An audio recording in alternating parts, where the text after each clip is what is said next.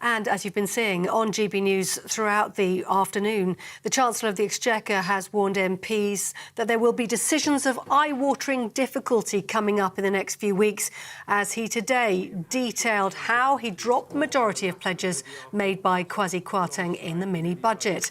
In an emergency statement designed to calm the financial markets, Jeremy Hunt announced plans to cap the cost of energy for 2 years, but it would end in April with more targeted support for households. He also announced scrapping the planned cut of 1 pence to the basic income tax rate, which will now stay at 20 pence.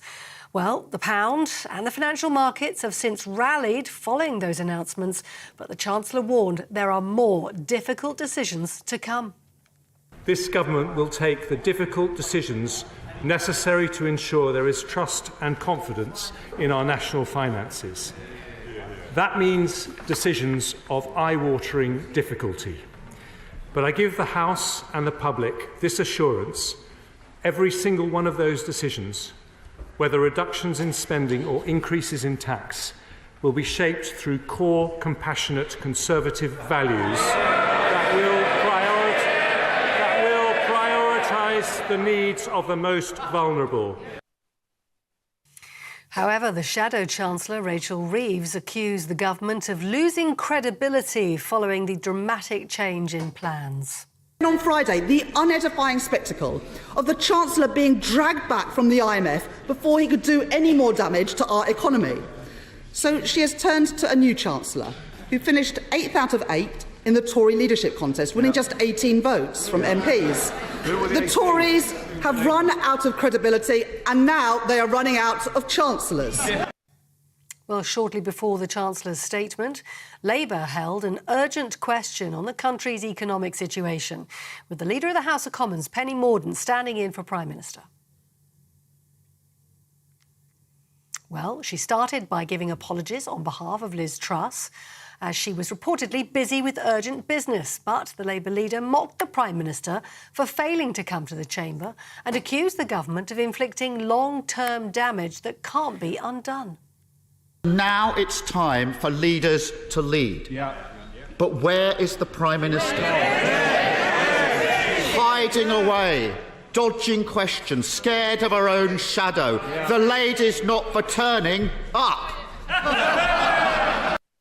Sir Keir Starmer. Well, away from events in Westminster today, Scotland's First Minister says the country would introduce a new currency as soon as is practicable if the country breaks away from the UK. Within the last hour, Nicola Sturgeon has been setting out her economic plans for an independent Scotland. She also claims the UK's economic model is failing and holding Scotland back.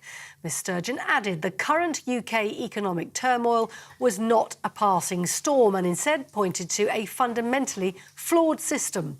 The Supreme Court is currently deciding upon whether Scotland can hold a referendum next October without the agreement of Westminster. It's worth noting that we are so much more advanced than in 2014. Back then, Scotland didn't have its own tax or social security agencies. We do now. Indeed, there have surely been few, if any, nations in history better prepared for independence than we are.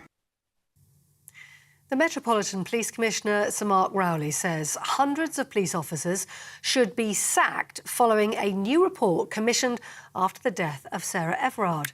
A review of the Met's internal misconduct system found officers were getting away with criminal behaviour owing to an anything-goes attitude.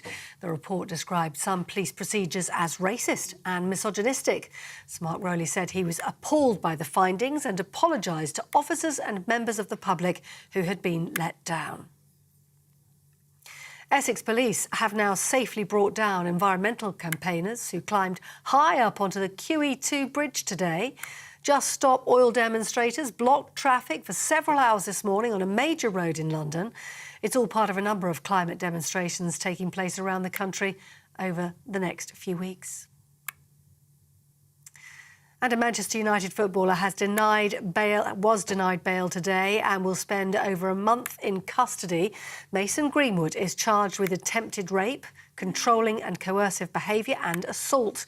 The 21-year-old was first held in January over allegations relating to a young woman after images and videos were posted on social media. He was immediately suspended from playing or training with the Old Trafford club. That's it. You're up to date on TV, online and on DAB+ radio. You're with GB News. Now let's get back to that interrupted nice menu on score for Dewbs & Co.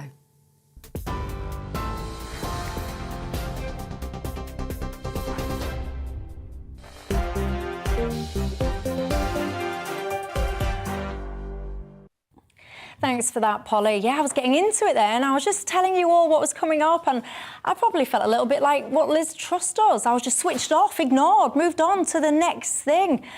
She must experience that frequently, but worry not, I am here and hopefully I'll be lasting a little bit longer than Liz Truss. That's the main thing I want to talk about with you tonight. She was elected, wasn't she, as I was saying, 40-odd days ago now, a ticket of tax cuts, all but ripped up now by our new Chancellor today. What do you make of all of that? Some people are saying that Liz Truss has lost all authority, other people saying we're witnessing a coup under our very eyes. What side of the panel are you on when it comes to that? Also, I want to talk to you today about, what can I say? I just want to say you don't say, because Border Force officials are basically warning that national security here in the UK could potentially be under threat. Why? Because of some of the migrants that have been crossing the Channel with suspected criminal links. I mean, I have to say, it does not take a genius to see all this and figure it out. So, my question, and I'm going to keep asking it quite frankly until we come up with a decent answer of something that can be implemented. What is the answer to all of this? Are our politicians taking this seriously enough? And are you a man? Do you feel privileged? If you do, good news for you. There's a support group set up for you. And I have to say, I don't envy you, because being a white, middle-aged man these days, goodness me, everything, it feels to me, seems to go against you. It seems to be trendy to try and discriminate against you. Am I wrong? There's also another topic I was quite excited about talking to you tonight, bins. But guess what? I'm going to save it to tomorrow. But tell me, do you share my excitement, my passion, my interest in bins, recycling, or not? Keeping me company right through until 7 o'clock tonight to talk about the above is Alex Dean, the political consultant. And of course, he's a former special advisor to David Cameron, and also the writer and commentator, Emma Burnell. Good evening to both of you. And you know the drill, don't you, by now on Dewbs & Co. It's not just about us three. It's about you at home as well. What's on your mind? Get in touch. gbviews@gbnews.uk is my email, or you can tweet me at gbnews or at Michelle Dewbs. Right, I'm just going to get straight into it. We've all seen the goings-on of the day, of course. I'll start with you, Alex. Liz Truss, Prime Minister elected using the proper Tory system, ran very strongly, didn't she, on a campaign of tax cuts. Yeah. We've now seen this pretty much ripped up, to put it bluntly, by Jeremy Hunt. Where do you stand on this? Has she got a mandate still to govern? Well, look, on the one hand, I believed in the agenda she ran on and I voted for her. And I think it was rather harsh to see Kwasi Kwarteng thrown under the bus when it was clearly a platform that the new government had signed up to and including the Prime Minister. But on the other hand, and this is an unfashionable view, given people love gossiping and speculating about downfalls in Westminster, this might work. Right? This activity with Jeremy Hunt may work. The markets look like they're being reassured. If that carries on, then I think that people who are, placing bets on a very short half-life for Liz Truss may well actually be surprised. But didn't I see Goldman Sachs earlier on today? They were basically predicting the UK being at a higher risk of recession because now you're not going to have this surge of growth that we perhaps might have been expecting with the tax cuts. Some parts of the market liked the so-called mini-budget, which is actually probably the most significant financial set of announcements in my political lifetime, and a lot of parts of the market didn't. But I think one of the very interesting things that Jeremy Hunt has done to try to balance the books is to row back on the extent of the commitment on energy price caps, the length of time that's guaranteed. 6 months now, isn't it? Now, at the time when it was first made, that was because of how high gas prices were. That was the largest single commitment made by a government in my life. And now it looks like not only is it much smaller because of tumbling gas prices, but also if you draw it back and it's a much shorter period of time, then it's far less costly. they really might get this done, you know. They might be able to say, go to the election in 2024 and be able to say, we've balanced the books. So you think Liz Truss does still have a mandate to govern? I think she has both a mandate to govern and actually a reasonable prospect of success, far higher than a lot of people are speculating about in the newspapers at the moment. Emma Burnell, where do you stand? I don't agree. I mean, I know that you have to make as good a fist as you can of trying to make us a pig's ear into a silk purse, but we are in such a pig's ear at the moment. What a mess, what a state, what a government. What government? You open the show with Liz Truss is still Prime Minister. I'm checking my phone to see if she's still going. We just don't know from one moment to the next who's in charge. And we can't continue like that. And while I don't think that the poll out this afternoon that has the Conservatives 36 points behind Labour and actually shows the SNP having more seats than them becoming the official opposition is how this will end up. I think anyone who thinks it's going to end up well for Liz Truss and the Tories in the long run is not living in reality-based world. So I just want to be clear. Look, we've had 4 chancellors in 4 months. No one can pretend this is good. I was talking about where the government goes from here.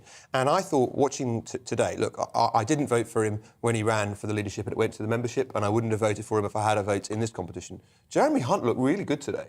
Now, he's not someone whose politics are my own particularly, but he, straight into the gig. People were wondering why is he being appointed, hit the ground running. I thought he was really good. Yeah, but hang on. And yesterday, really good in the media as well. Yeah, but when you say hit the ground running, he hit the ground undoing everything that his boss stands for. Sure. And I very much believed in the things that Kwasi Kwarteng had announced. I thought they could have been sold a lot better. I think it's a shame they tried to do it all in one go. But basically, the kinds of things that Liz Truss and Kwasi Kwarteng were trying to do in their much ridiculed mini-budget were the kinds of things that get me into politics. So why not stick to them then? Well, I think, look, in the end, the government didn't U-turn. Take the first example, when they U-turned on the 45 pence upper rate of tax. The government didn't abandon that policy, which, by the way, brings the Exchequer at the moment about £2 billion, which, no offence, in government terms is pretty small beer. They didn't abandon their position on that because they suddenly thought they were wrong. They abandoned their position on it because they realised they didn't have the votes in the House of Commons.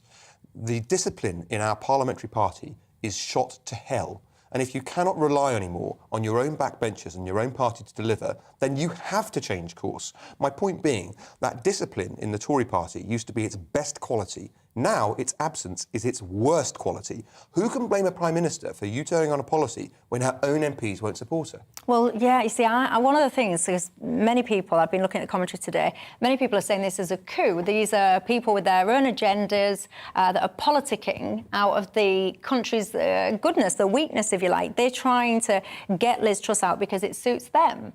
Do you share that view, or do you think they're trying to get her out for different reasons, or what? I think it certainly would suit Tory backbenchers who are not in an incredibly safe constituency to get rid of Liz Truss. Yeah, that's absolutely their agenda. Of course it is. They want to save as many Tory seats as they can. They believe that Liz Truss is a danger to that.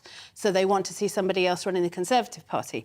In terms of mandates and coups, Liz Truss didn't really have one particularly. The manifesto that Boris Johnson stood on in 2019 was very different from the one that she then ran on the Conservative leadership for. Now, I recognise that we don't have the kind of parliamentary system that would mean that we'd have to have a general election every time we change PM. But I do think that when you put a prospectus to the country and say, this is what our government will do for the next 5 years, changing it in 2 years after you've changed your leader and then complaining of a coup when that gets overturned is a little rich. Yeah, but there's a big deal that's happened in between. It's not like this is just a continuity of, like, normal life. Yeah, the big deal is you had a couple of market fundamentalists who got told they were mental fundamentally by the market. They got told, even we, who you are supposed to be talking directly to with these policies, do not like these policies. But go on. The first thing that happened, though, and this is what Emma's just put that position very reasonably, But what I've never understood about people who say, Liz Truss has got no mandate and so forth is normally it's the very same people who cried for Boris Johnson to go. And we don't have a parliamentary system in which, you produce a new president each time the political party changes its leadership or have to have a general election when that happens. We replace our prime ministers mid-term relatively frequently. And indeed, the Labour Party famously did so several times, both Wilson Callaghan and, of course, Blair Brown. But I think there's a difference between changing the personnel, perfectly reasonable. I think Boris should have gone. He lost the confidence of the country. He lost the confidence of the parliamentary party. But I think there is a big difference between saying we stood for these things in 2019 and now we stand for totally the opposite things, and then a different thing again saying pandemic in between. Once you've said the total opposite things that you're going to do, then saying it's completely unfair and completely against the mandate that she has. I, of course, see your point, but the reason I disagree is that I think it would be perverse to oblige somebody to carry out somebody else's political agenda.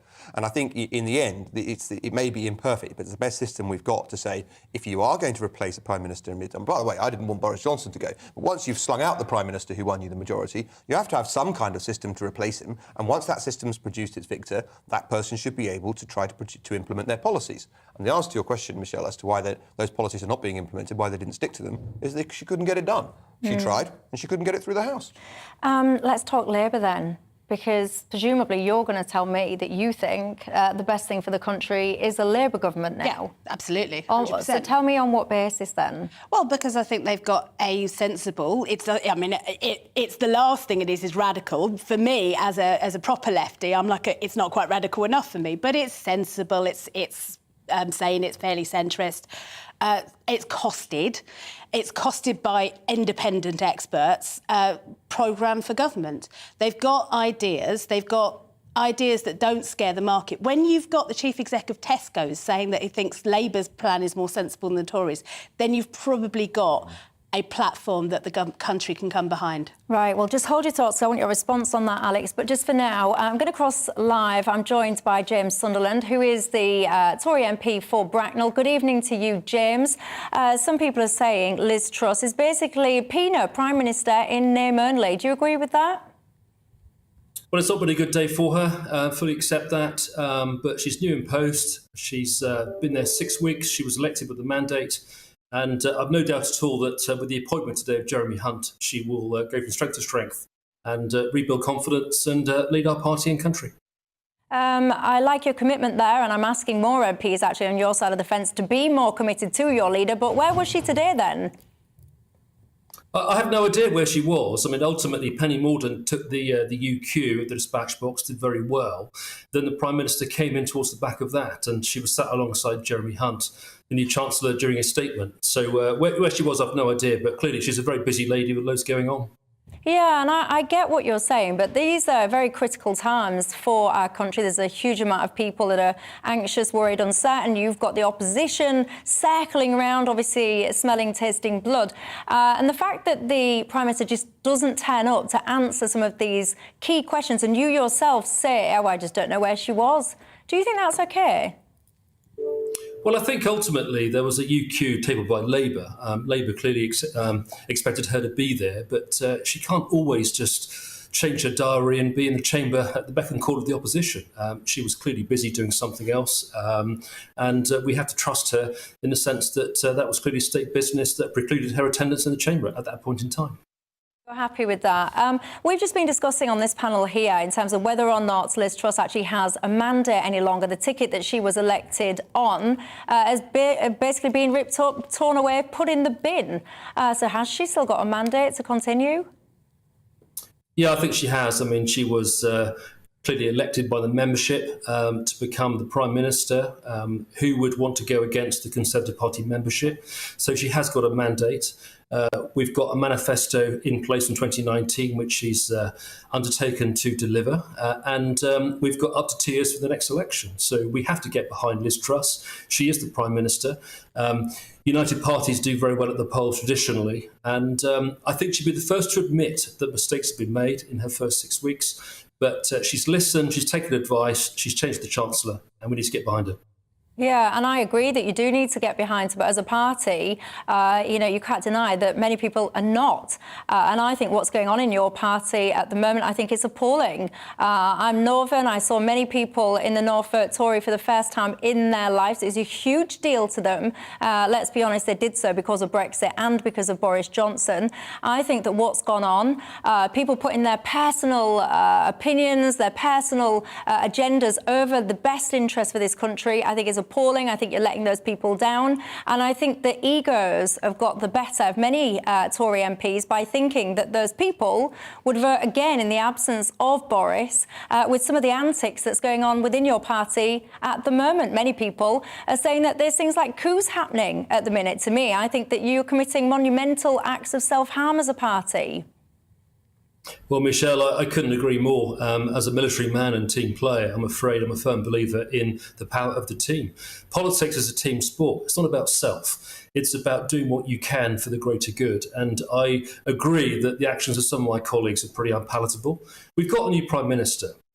Like her or loathe her, it doesn't matter. She's the Prime Minister. The party has to get behind her. Colleagues that are briefing against the Prime Minister and plotting, and I've not seen it personally at all, they should be ashamed of themselves. And I think we have to make sure now that we work really hard by delivering good policies towards the next general election and then win it.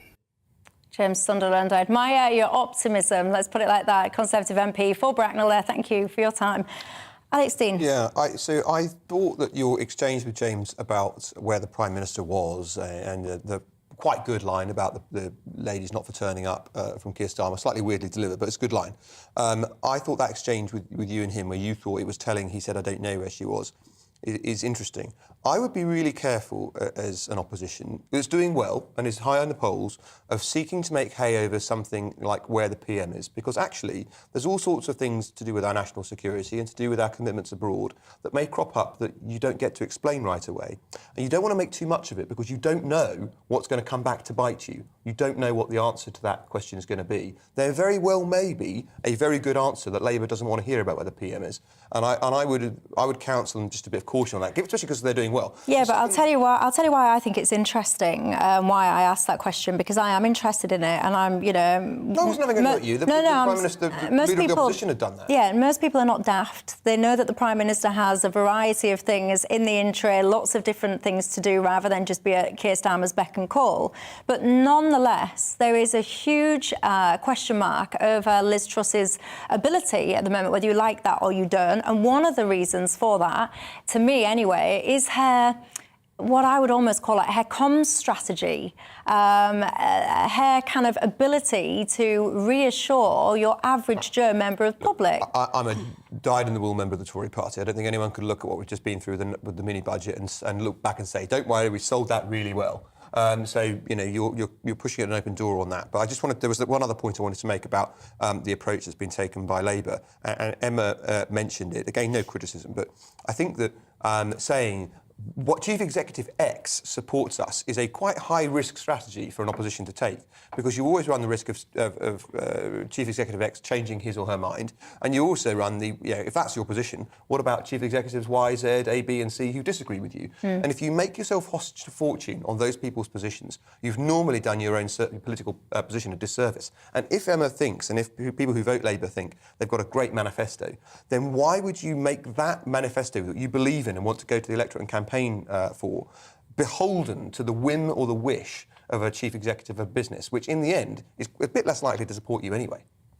I don't think it's down to the whim of the guy from Tesco. I just think it's nice that he likes our good manifesto. Lots of people like our good manifesto. He's one of them, one of many. That's democracy. It's lovely. On Liz Truss, look, as a Labour supporter and someone who enjoys the rough and tumble of politics, who enjoys this cut and thrust, I want her to stay because she's funny.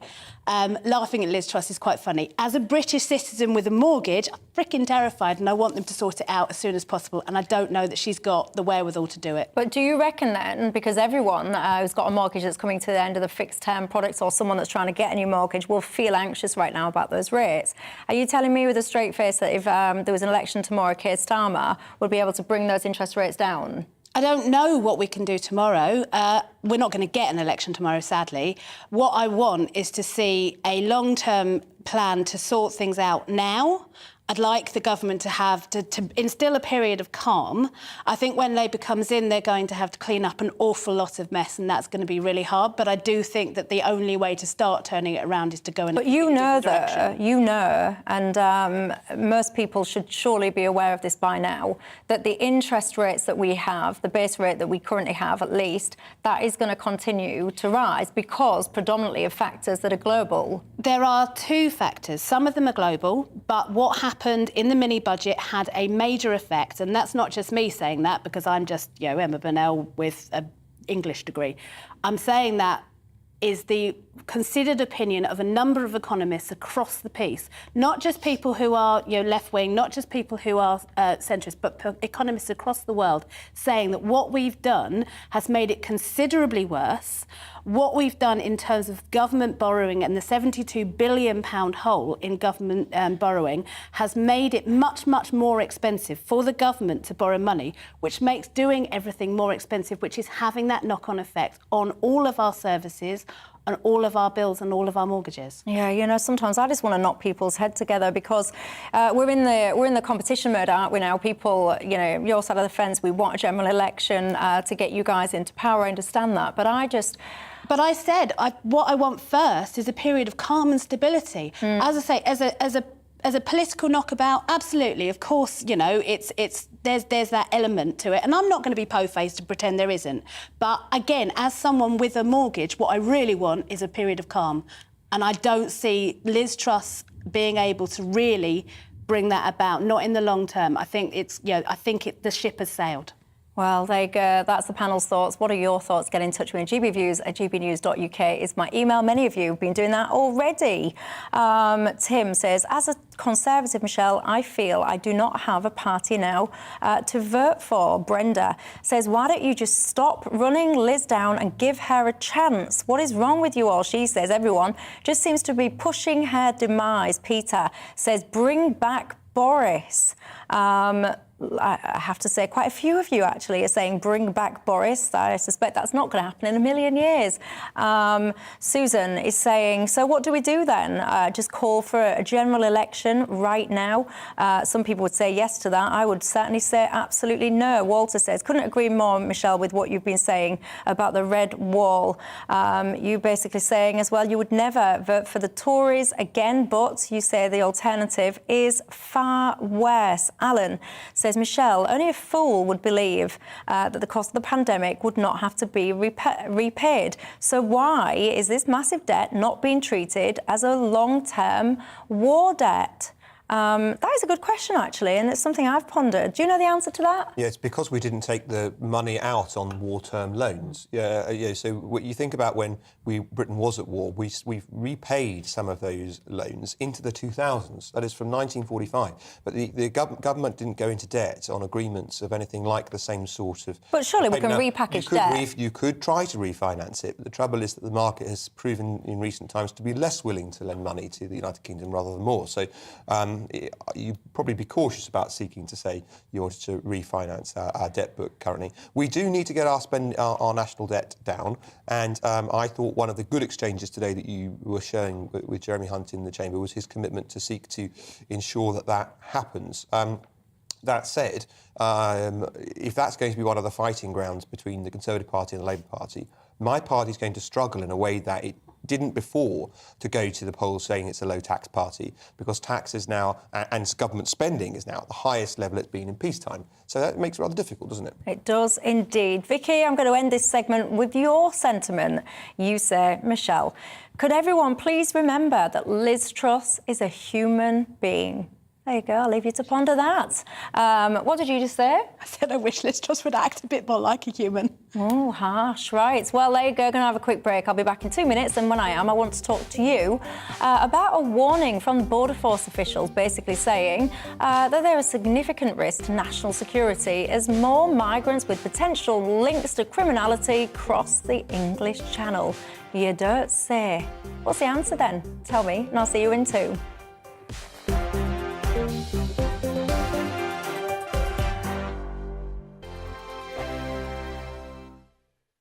Weekday afternoons on GB News, we've got the whole of the UK covered. From 12 to 3, it's GB News Day with me, Mark Longhurst. And me, Gloria Di Piero. You'll get the very latest on everything that's been going on across our great nation. And from 3 till 6, watch out for GB News Live with me, Patrick Christys. I'm not here to mess around. With all the biggest topics and guests, you will always be up to date. GB News Day and GB News Live from 12 p.m. Only on GB News. The People's Channel, Britain's news channel.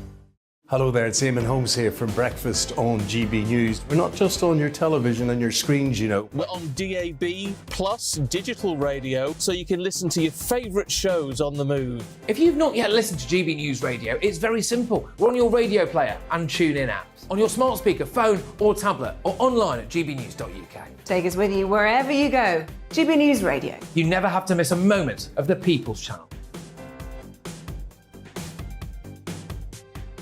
Join my show Farage, 7 p.m. till 8 p.m. Monday through Thursday. And there you will get opinion, analysis, debate, and I'll cover stories that nobody else dares to touch. You've been cancelled. Join the club. Oh my goodness, mate. And then for the last 15 minutes, talking pints. We're over a drink. We have a civilised conversation with someone. We very often disagree, but we do it in a grown-up way. Come and join me on Farage. Hello, I'm Simon Evans. Join me on GB News for Headliners at 11 p.m, where I'll be joined by two of the country's top comedians as we take a look at tomorrow's newspapers tonight. If it's a big story, we'll be covering it, I guarantee, but we'll also have some fun along the way. That's GB News Headliners at 11 p.m. We won't put you to sleep, unlike some of the other paper review shows out there. So join us, 11 p.m, 7 nights a week.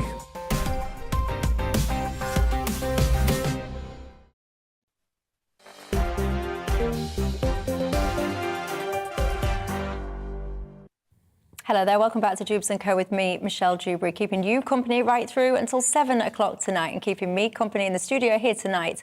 I've got my panel, Alex Dean, who's the political consultant and the former special advisor to David Cameron, and the writer and commentator Emma Burnell.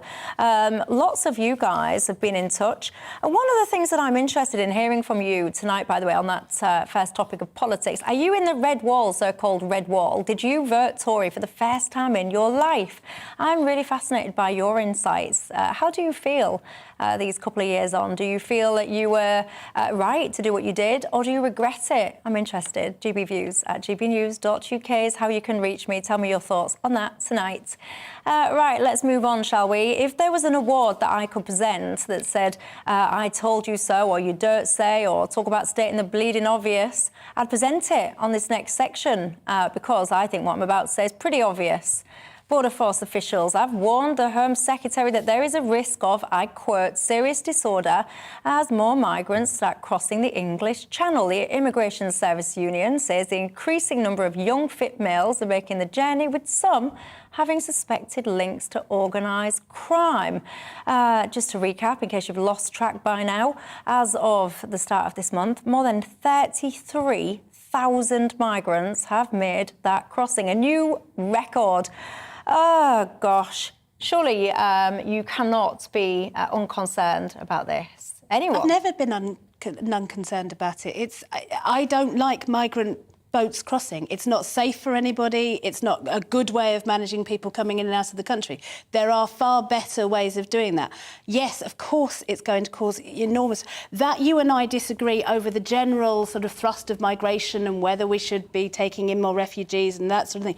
Neither of us think what we currently have now is a good or working system. I'm absolutely 100% on board with you on that. Do you think that there's, see, the Border Force people now saying there's an increased risk of serious disorder in the UK, many of these people having links to criminality? What do you think to that? I'm sure that there are, as you increase numbers, the percentages of those who are not great people is going to go up. I'm not going to be one of those people who's going to pretend that everybody who's ever tried to come into the country is an absolute sweetheart, lovely person. Neither am I going to say that they're all criminals and gang lords. What we have is a terrible, broken system which has no form of control at all over who's coming in and how we're dealing with it. And what I I would like to see is a system that works better in order to make sure that we can keep people safe and out of the water and keep people safe when they get here and keep people safe from criminality.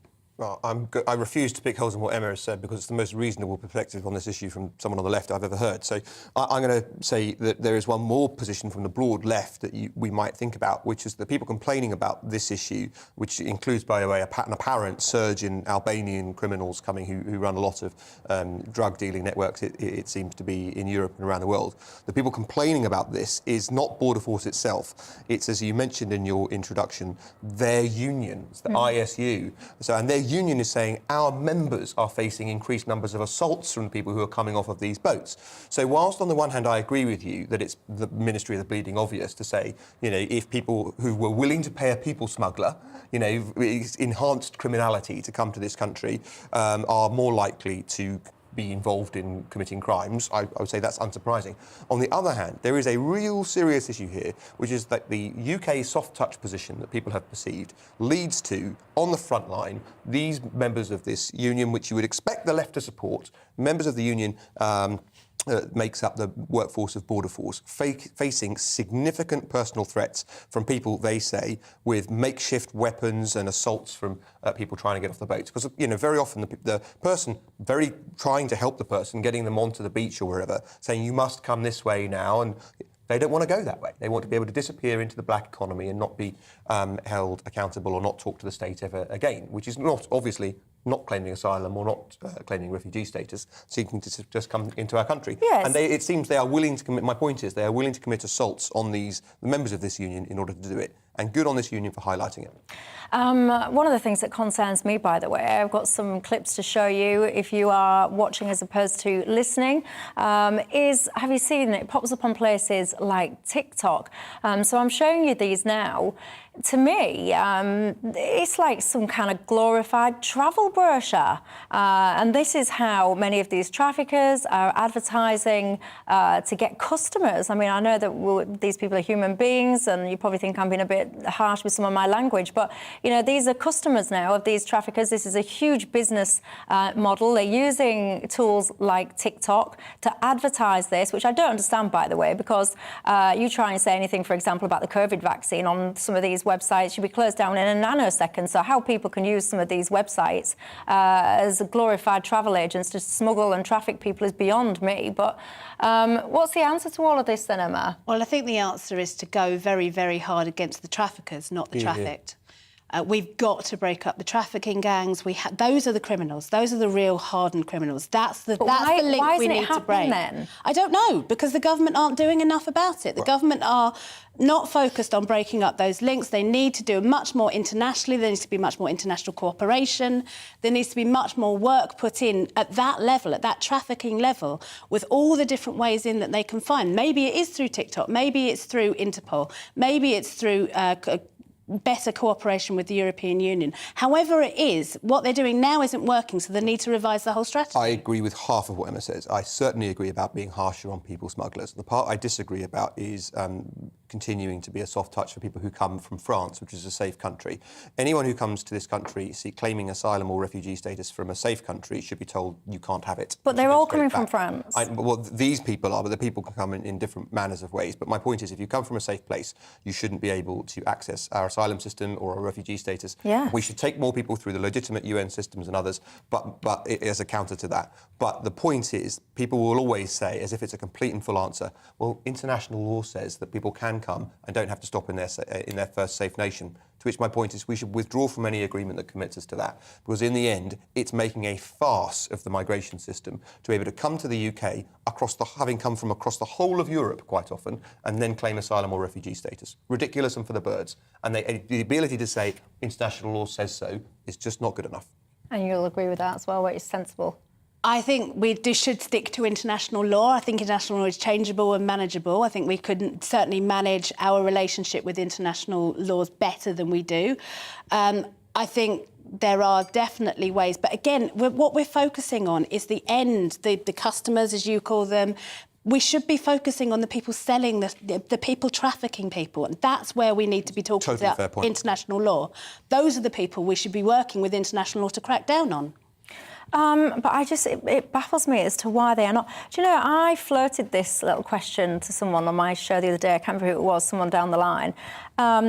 This government has proven that they don't really. They've, had all these policies. They've had bad effects to many of these policies. Why wouldn't the government just say, right, do you know what? Desperate times, desperate measures. I'm just going to send a plane to Rwanda as a deterrent, as was the original intention of this Rwanda plan, and I'll deal with the consequences afterwards. And in the meantime, it will probably have deterred people from making this crossing. Why doesn't that happen? I think partly because then we proved it wasn't that much of a deterrent. It's not going to stop the people traffickers. The people traffickers will take their chances. The people sending the people who are the customers of the people traffickers to Rwanda is not going to do anything to stop those criminals. I don't know, actually, because if you're willing to put several thousand pounds into the pocket of a people smuggler, you want to know you're going to get a good return on your investment. And if there's a significant prospect in your mind of not actually being able to to get to the UK, then or in any meaningful sense, you might make it to the beach and then a holding centre and then on a plane. You're statistically more likely to drown than be put on that plane to Rwanda. That's true now. And people are not being put off by the fact that they're likely to drown. I know, so why are they going to be put off by the fact that they might go on a plane to Rwanda? Because you're missing my point. What I would say, and as I always do say, I caveat all of this by saying it's a good job I'm not in charge of the country, quite frankly. But if I was... You couldn't be doing a worse job, Michelle, let's face it. No, but I would now be looking at this and going, right, every sane individual must now conclude that you've got to stop this flow. You've just got to. It's so bad, the numbers. It's borderline laughable. It's that bad. The other thing, though, Emma, no offence, I think you've mistaken people drowning instead of being able to come here, or as well as the risk of being able to come here, instead of people accepting the risk of drowning, as well as the risk of not being allowed in. Because at the moment, if you avoid drowning, you're into the UK, basically. In fact, if you make it to halfway, our NLI will escort you the rest of the way. Well, at this rate, you'll be in a 5-star hotel as well. Whereas what Michelle is the thrust of Michelle's point is that, if I've got that right, is that once you get here, you should have no such certainty. And that is different. And it encompasses, too, the appalling risk that people are taking, putting themselves in this very busy body of water. Both of you are talking about this deporting people to Rwanda. But actually, we're also talking, as you mentioned earlier, Alex, these aren't people who are going into the system. These are people who are disappearing. Yep. So none of those are going to get on a plane to Rwanda once they've disappeared into wherever. So once the people... So that's where you have to deal with the people smugglers. There's an awful lot of people that are going into the system, and if there wasn't, then we wouldn't have hotels absolutely chock-a-block full. So yes, you can't catch all, but you've got to do some things that I would start assessing now. Right, get a plane full, if not more than one, send them to Rwanda, run an information campaign over in the beaches of Calais, where I'm showing people this is what happened last week. Here are the planes. They are in Rwanda. If you board these boats, these dinghies, whatever you want to call them, this is what more than likely will happen to you. So you think on, my friend, before you part with your £2,000 or whatever else it is, because you are more than likely not going to end up in the UK. How can that not be a deterrent? I just don't think it's a deterrent to people getting on a tiny boat, willing to put their lives at risk in that way. They might be put on a plane. It just doesn't feel like... No, I'd say you're more than likely to be on a plane. You're more than I wouldn't say you might, because everyone knows that it's a joke right now. Everyone knows that no one's doing anything about it. And actually, it's getting better. The longer you leave it to get on that boat, the more chances you are. At this rate, you're gonna be in a 5-star hotel. We have it on this channel. We're talking about these beautiful castles now being offered contracts. The reason that this union spoke out is that they are demoralised by attacks on their members. Equally, I think people who are responsible for trying to track down those who have disappeared into our black economy and have just overstayed or whatever, and just a migration system not being properly enforced, they're pretty, I think, dispirited as well. And if we back them up and let them do their jobs properly and go and find those people you're talking about who've disappeared into our system or away from our migration system, formal migration system, I think you might see some very different results. I mean, I agree that those union members right? Just hold that thought, because I'm desperate to go to a break. I keep getting told off. But before I go, I've got the really simple question, be as brief as you can with the answer. What's Labour's plans for all this then? I don't know is the honest answer. I'm not... I think they are basically backing a similar plan to beefing up border security. I don't know that they back the Rwanda planes, and I'm not sure that they should, because I do think it's a distraction, not a reality. But if it were me, if I were running Labour, it would be go after the smugglers. Well, there you go. Let me know your thoughts on all of that. Many of you writing in. I'm going to take a quick break. When we come back, I'll have some of your responses. And I also want to talk about the concept of privileged men. Apparently, many of them need a support group. Does your heart break for so-called privileged men? And by the way, what does that even mean now? Because, quite frankly, some people call just white middle-aged men these days privilege. Are you one of them? Tell me your thoughts on that, and I'll see you in 2.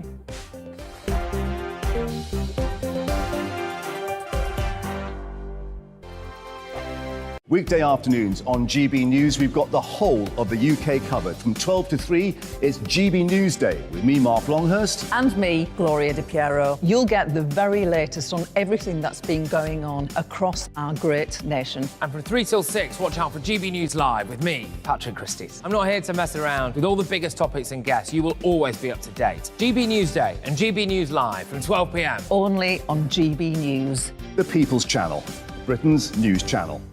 Hello there, it's Eamon Holmes here from Breakfast on GB News. We're not just on your television and your screens, you know. We're on DAB plus digital radio, so you can listen to your favourite shows on the move. If you've not yet listened to GB News Radio, it's very simple. We're on your radio player and tune-in apps, on your smart speaker, phone or tablet, or online at gbnews.uk. Take us with you wherever you go. GB News Radio. You never have to miss a moment of the People's Channel.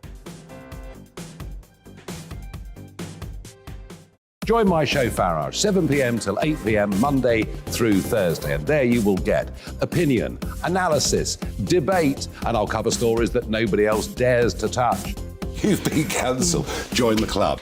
Oh my goodness me. And then for the last 15 minutes, talking pints. We're over a drink. We have a civilised conversation with someone. We very often disagree, but we do it in a grown-up way. Come and join me on Farage. Hello, I'm Simon Evans. Join me on GB News for Headliners at 11 p.m, where I'll be joined by 2 of the country's top comedians as we take a look at tomorrow's newspapers tonight. If it's a big story, we'll be covering it, I guarantee, but we'll also have some fun along the way.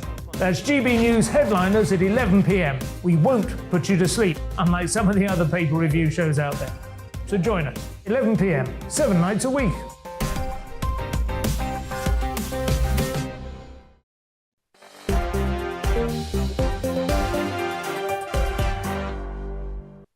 Hello there, welcome back to Dewbs & Co with me, Michelle Dewberry, keeping me company right through with you until 7 o'clock this evening is my panel. Alex Dean, who's the political consultant and former special advisor to David Cameron, and the writer and commentator Emma Burnell. That last conversation there about migration has, as always, got you guys talking lots of strong opinions coming through. Graham has got the solution, he thinks. He says, simple, we should just say to Mr Macron, listen, you either stop the crossings in 4 weeks, or if you fail, all of your fishing licences are cancelled. He says, stop playing chicken, let's have some British bulldog spirit. There you go. I think many people would agree with you on that one. Brian says, Michelle, why can't we let the migrants work? We could then have some of their wages towards their costs for accommodation. Liam says, what Emma? I said it's not a bad idea. Oh, Emma's agreeing with you there. Liam says, uncontrolled and unchecked immigration is obviously a security risk. Everyone just needs to get real. John says, Michelle, you'd break up the trafficking operation by simply saying anyone that arrives using this route would never be granted the opportunity to settle. That was Alex Dean's points. Exactly. Someone else on the Twitter pointing out, Michelle, these numbers that you quote, 33,000 this year, are simply the people that have been detected, he says. There'll be many more people. The numbers will be vastly inflated because not everybody goes through the system of being counted. You make a very good point. Right, let's move on, shall we? Do you know a wealthy, privileged man with a successful career, maybe a beautiful wife? If you do, have you ever thought about picking up the phone and asking, are you all right? Do you need a little bit of support? Is there anything I can do for you? The reason I'm asking is because there's a new support group set up to help exactly those people. It's called, the title's in the queue, in the clue is in the title even, the Privileged Man Club. Alex Dean, are you all right? Thank Is you. there anything I can do to help you? Very sweet of you. As a middle-aged, middle-class white male, I thought these people sounded pretty weird, and I'm afraid it gets worse, actually. I think you've almost missold it, because people might, hearing about this, think, is this people who are saying I'm being biased against? Am I on the receiving end of negativity because I'm seen as being privileged? No. This organisation's actually got a woke group that says you need to go and realise how racist, sexist and bigoted and entitled you inevitably are if that is your background. And it's about if you're educated at private school. Which I wasn't, but I mean, I know plenty of people from private school who are massive lefties. I know plenty of people who went to private school who are very, reasonable people. On the other hand, I do know some people who claim to be like this guy who's founded this organisation, who said the only way to deal with the terrible stress and pressure of being so privileged was to take lots of cocaine. I mean, it's a very unattractive position, to my mind, from which to say I need help. Yeah, I tell you what, though, if you want to join said group, it costs £1,995 annually. What a to be a part of. If some nice middle-aged, middle-class bloke wants to pay me £2,000 a year to give them a pat on the head a week on Zoom, I'm available. You've got to be. It's once a week for 75 minutes. You'd have to. I have to work out my day rate. Nice work, Yeah. you get it. I mean, this is how they stay privileged, isn't it? Well, yeah. You get a job. I mean, there is such a thing as privilege in society. It's so boring when it gets broken down into just very, very basic categories. But there are old boy networks that do mean that it is easier to get a job if you went to the right school with the same people who've also got the right jobs. But honestly, I just worry that we are missing the wood for the trees. There are problems with mental health that cut across race, class, age, whatever. And I think if there are people with a support network because they're feeling sad and lonely and need help and they found a way to do that, great, good on them. I wouldn't charge them £2,000 a year for it. Yeah. I'm much more reasonable. Tell you You'd pat their heads for a mere 500. Right? I'm so lovely. One of the reasons I dislike this, beyond the kind of joke of it, is that until recently I believed that, living in a liberal society meant that we didn't judge people based on the colour of their skin or their gender or their position of birth. It was on the content of their character and on their actions.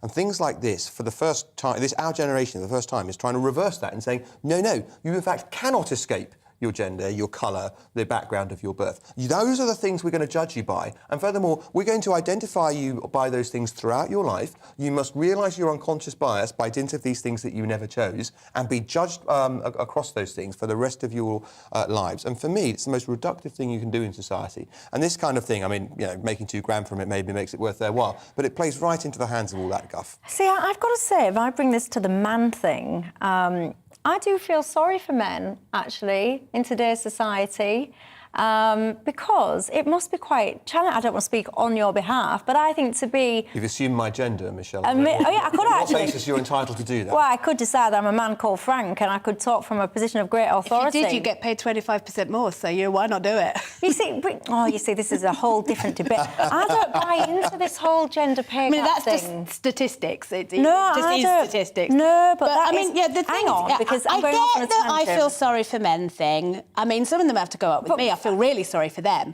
But there are certain advantages to being a bloke. There are some advantages to being a woman. We are in a state of flux in society. I agree that sometimes that's dealt with a sledgehammer rather than a subtle knife. But I'm glad we're seeing society change and be more aware of things like racism, sexism, homophobia, etc. But I do agree sometimes that some of the ways that that's dealt with is counterproductive. Do you know, I tell you what, because I'm taking myself massively off topic, but you've just lodged a topic in my mind to debate one of these days, this whole gender pay gap, because I know that as a woman, I'm supposed to be on your side of the fence and agree entirely with this, if only I was a man, I could get a quarter uplift on my salary. I don't buy into that. I think that this gender pay gap situation is a headline figure that's not representative of much at all when you actually start drilling down into it. And I don't buy into it all. I know I'm probably a very poor feminist or whatever the word is. But it's not whether, I mean, it's statistics. And there are ways that we can change society to change this that would not change your life, my life, all the lives of middle-class what we're going to white men. What we're going to do one day, only because look at the time, everyone, flies when you're having fun. But one of these days, I want to debate that actually properly. Chris says, my husband has been saying for years that he just wants to be charged with all the crimes that he's apparently responsible for, so that it can all be done, dusted and over with. White middle-aged men are a seriously disadvantaged minority group who seem now to cop it for everything. I agree with you, actually, I have to say.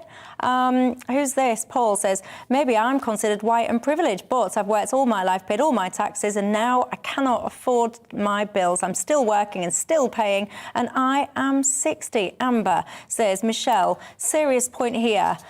Suicide is the biggest killer of men under the age of 50. There is a male mental health problem, and it needs talking about. You, Amber, make a very good point indeed. Absolutely. And that is indeed another topic for another day. But for now, Emma Burnell, Alex Dean, thank you very much for your thoughts, your insight and your commentary. Thank you as well at home for yours. Coming up next, Nigel Farage keeps us company. Nigel, good evening. What have you got for us?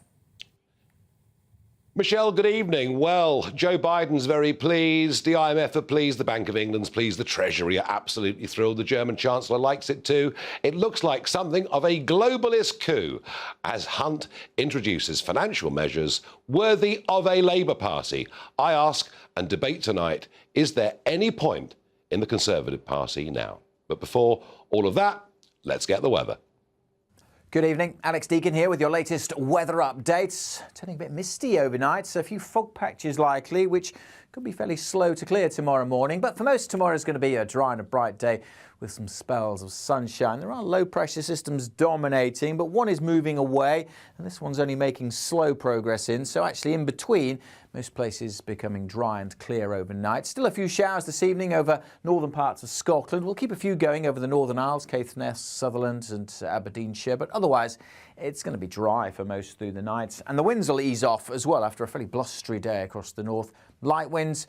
Clear skies means a bit of a chilly one. Temperatures likely to dip down close to freezing in rural spots of Northern Ireland. A chilly start and a foggy start as well. Parts of Northern Ireland, southern Scotland, Northern England, down across East Wales and the Midlands. Some fog, as I say, could take a while to clear through the morning as well. But once that's gone, it's dry and bright for the vast majority. Still the odd shower over the Northern Isles, Aberdeenshire, maybe one or two for Devon and Cornwall. But I say most places dry and bright. And temperatures in the south, again, getting into the mid to high teens. Still feeling quite chilly across northern Scotland, although the winds will be a lot lighter compared to today. Light winds and clear skies allowing for another chilly one across parts of Scotland, but a change down to the southwest as cloud starts to thicken and showery rain drifts northwards, at first over southwest England into Wales, and then during Wednesday we'll see some of that wet weather pushing northwards into parts of the Midlands, eventually northern England and Northern Ireland too. Some of the bursts of rain could be on the heavy side. Quite a lot more cloud then across the south on Wednesday compared to Tuesday, and the wind starting to pick up once more. Still quite mild here, but temperatures further north also ticking up a little bit with a bit more sunshine here during Wednesday. Feeling quite pleasant, I suspect, in western Scotland. Low pressure continues to dominate. Bands of wet and windy weather swinging north this week, but coming from the south, it's always going to stay pretty mild.